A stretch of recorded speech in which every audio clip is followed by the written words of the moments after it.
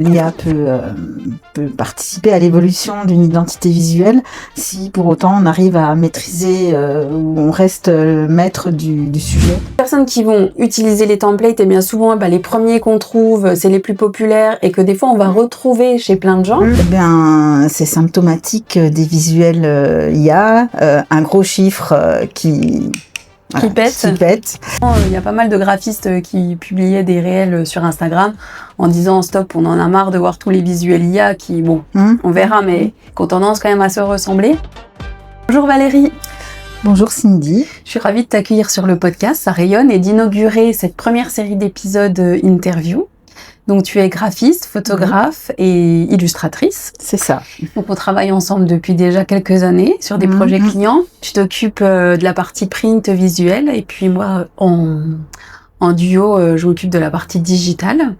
Donc aujourd'hui on a voulu faire un épisode consacré à l'identité visuelle, à l'utilisation de l'IA, parce qu'aujourd'hui il y a toute la déferlante IA qui inonde. Vaste sujet qui inonde un petit peu tous les designs, les affiches, tous les visuels qu'on peut voir aujourd'hui. Donc pour la petite anecdote, on s'envoie régulièrement nos trouvailles. The best. De ce qu'on trouve sur internet, dans les supermarchés. Voilà, quand on fait nos courses, etc. Parce que ça inonde dans tous les domaines. Voilà. Et donc l'idée de l'épisode, c'est ça, c'est de voir quel est l'impact de l'IA dans les métiers graphiques, et aussi quel est l'impact aussi de l'utilisation de l'IA pour l'impact que ça a sur dans le métier et sur les identités visuelles concrètement, un commerçant, les applications qu'on peut en trouver, c'est quoi les aspects peut-être positifs, négatifs. On va voir tout ça ensemble. C'est pas tout à jeter. L'IA peut participer à l'évolution d'une identité visuelle si pour autant on arrive à maîtriser ou on reste maître du sujet et ne pas se laisser embarquer par l'IA vers des chemins qui sont un petit peu aléatoires. Ouais. Est-ce que pour commencer, tu peux déjà te présenter ? Oui. Je suis graphiste freelance depuis 25 ans et j'interviens auprès des entreprises, des collectivités, enfin toute entité qui a besoin de communiquer et surtout de mettre en place une identité qui leur est propre. Et donc, pour la petite anecdote, ça fait quand même, tu étais dans les premières freelance graphistes à te lancer au tout début. Alors, je pense que j'étais pas toute seule, mais quand je me suis lancée, il y avait très peu d'entreprises individuelles. Il y avait pas mal d'agences de com, mais des graphistes freelance, c'était plus rare. Aujourd'hui, il y a du monde sur le marché. Il y a toute une génération de graphistes qui a été formée et je ne suis plus toute seule. Alors, pour commencer, je vais te faire un petit jeu. Donc, tu vas me dire, je vais te montrer des visuels que j'ai repérés sur Internet. Tu vas me dire si c'est de l'IA, si c'est plutôt un graphiste, Je l'apprécie. ou si c'est aucun des deux. Aucun des deux. Ouais, aucun des deux. Alors pourquoi je te propose aucun des deux ? Parce que du coup, la dernière fois, donc on voit en ce moment, il y a pas mal de graphistes qui publiaient des réels sur Instagram en disant stop, on en a marre de voir tous les visuels IA qui, on verra, mais qui ont tendance quand même à se ressembler. Et donc du coup, il y a quelqu'un qui m'avait interpellée en me disant oui, mais finalement, est-ce que c'était mieux avant ? Tu vois, est-ce que finalement les gens là aujourd'hui qui utilisent l'IA pour faire des affiches, est-ce que s'ils n'avaient pas eu l'IA, ils auraient utilisé certainement un autre outil ou ils auraient fait ça sur Word ? Et finalement, est-ce que c'est mieux maintenant ? Oui. Ou au pire, peut-être vaut mieux l'IA que Word. Voilà, c'est ça l'idée. C'est ça l'idée. Est-ce que du coup ça permet quand même d'avoir quelques codes un peu graphiques et puis de rendre ça plus ou moins joli? Après, il y a un intermédiaire, c'est les plateformes où on peut mettre en place ces supports graphiques et quand même arriver. C'est pas de l'IA, mais ça permet de réaliser des choses un peu normées. par rapport à son identité propre. Tu penses par exemple quoi, Canva, Adobe Express, où on peut soit se débrouiller tout seul, soit se faire aider par un professionnel qui met en place un système et qui derrière rend la personne autonome. Ouais. Autonome. C'est peut-être un grand mot, mais avec plus de facilité pour développer son projet. Ouais. Ça, on en parlera justement. Voilà. Alors, je te passe la tablette et tu vas les regarder une par une. Moi, en attendant, je les diffuserai aussi sur la vidéo. Et tu me dis IA, pas IA, IA, graphiste ou aucun des deux. Allez, c'est parti. Vieille graphiste, il faut que je prenne des lunettes. IA, oui. Alors, c'est quoi en 2 secondes, tu te dis IA? Eh bien, c'est symptomatique des visuels IA, un gros chiffre qui pète. Des petits pictos, ça on peut pas passer à côté. Des bandeaux toujours un peu inclinés, des typos à profusion. Là ici on voit bien, il y a une typo, 2 typos, 3 typos dans des aplats, donc on est très chargé, des images très peu réalistes, voilà, et ça paraît agréable. Oui. On peut pas dire que c'est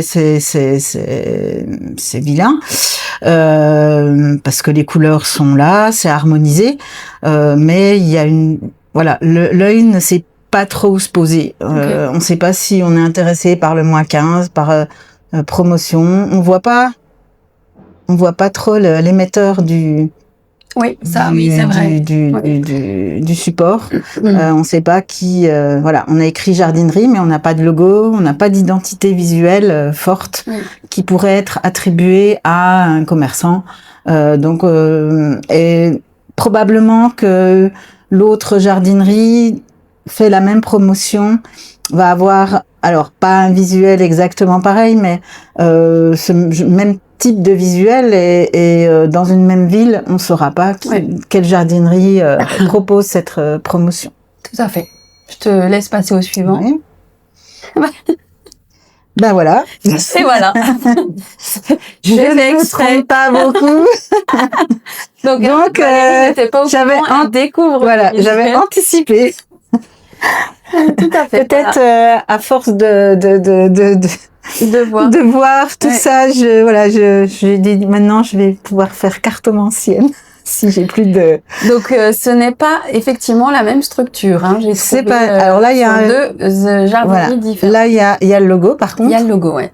Est-ce que c'est le bon logo? On ne sait pas, parce que souvent l'IA transforme le logo. Comme je ne connais pas la jardinerie, je peux pas me positionner. Donc là, on a le même schéma que le précédent visuel. Donc la promotion bien présente, exactement le chiffre dans un rond, le mot solde ici pour la même chose sur le mot promotion sur l'autre visuel, les petites fleurs autour qui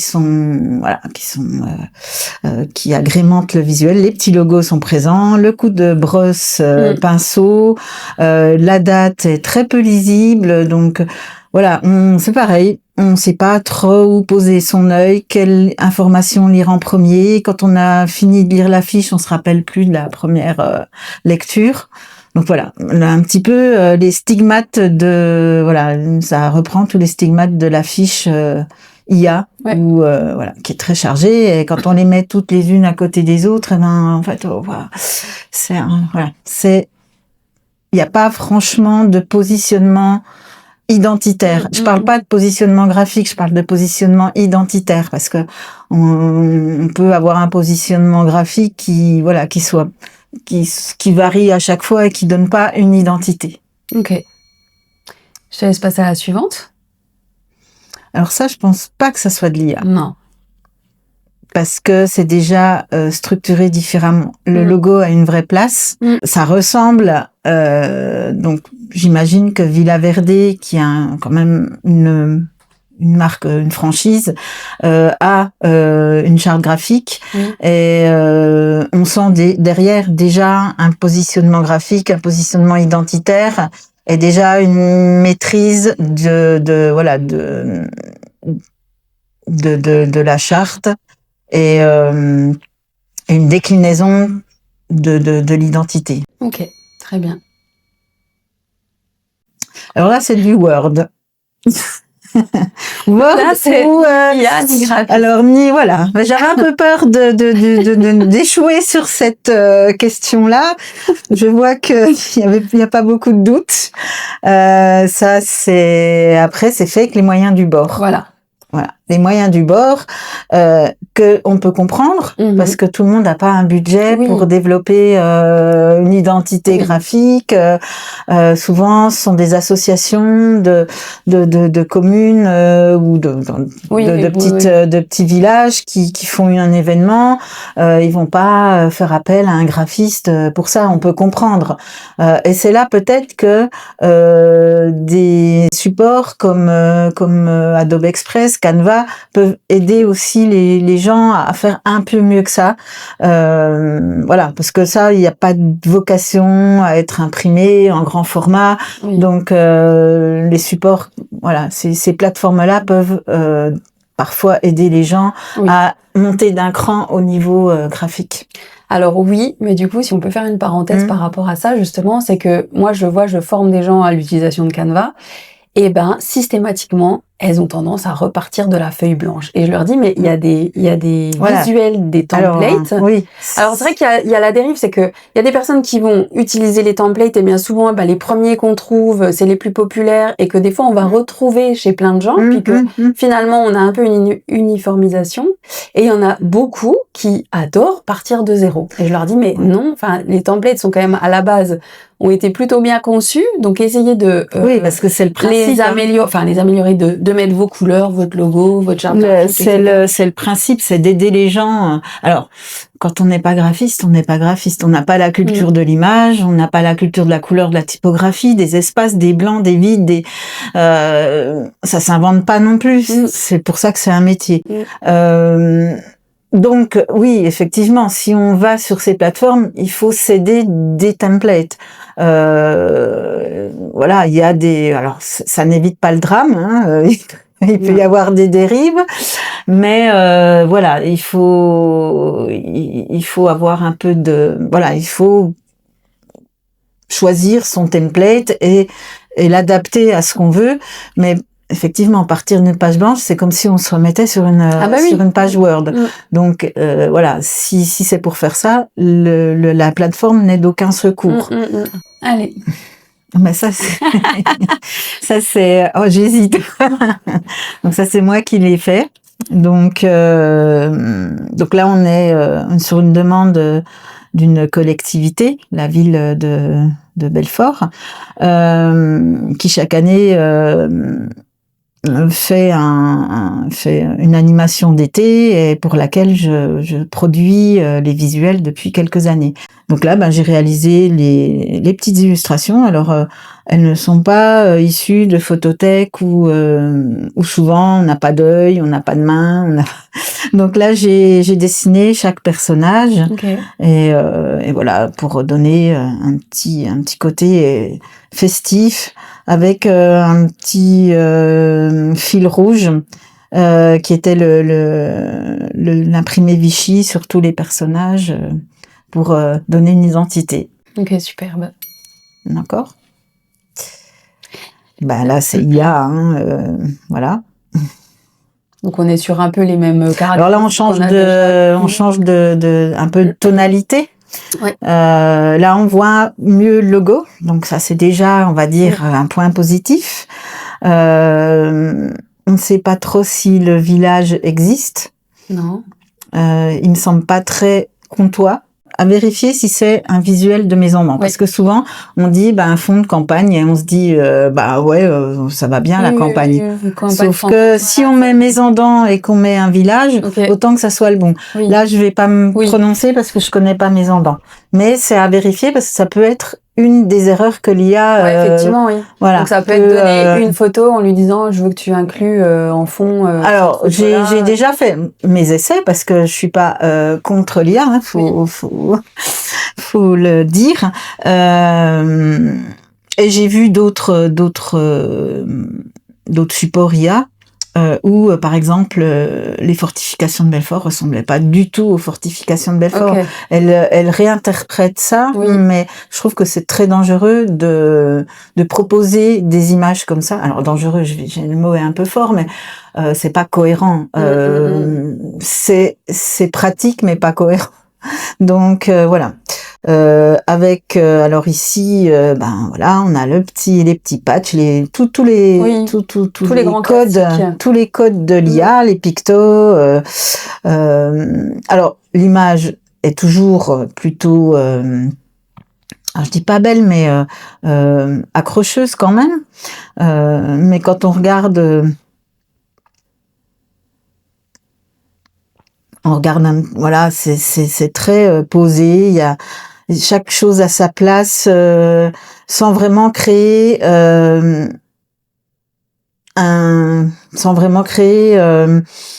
je dirais chaque chose est indépendante les unes des autres. Ça crée pas un visuel uni et fort et porteur. Je trouve que ce qui caractérise pas mal les visuels IA, c'est cette police un peu manuscrite qu'on voit un peu partout, ce coup de pinceau. Oui. Et puis ces espèces de petits guillemets qui vont encadrer les pictos. Alors là, ils sont ici, mais des fois ils sont en texte. Quelque part, l'IA s'est tellement nourrie, et maintenant elle se nourrit d'elle-même, et du coup on arrive à des choses, on tourne un peu en rond, quoi. Et comme ça reste de la statistique, de la probabilité, où on va au plus près de ce que ça pourrait être, forcément, quand on demande une affiche sur un événement, eh ben tout se ressemble, et il y a des codes.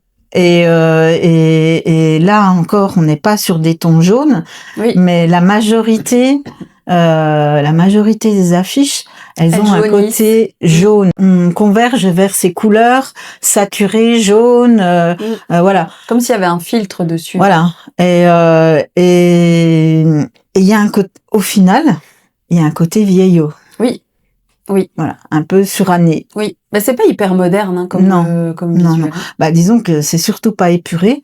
Et pour une bonne lisibilité d'affiche, on doit avoir un texte qu'on remarque, qu'on lit. Mon point de vue personnel, j'aime bien quand le visuel est lisible, il est central, et voilà, on peut avoir une affiche avec plein de choses, mais quelque chose, on passe en voiture à côté d'un abribus.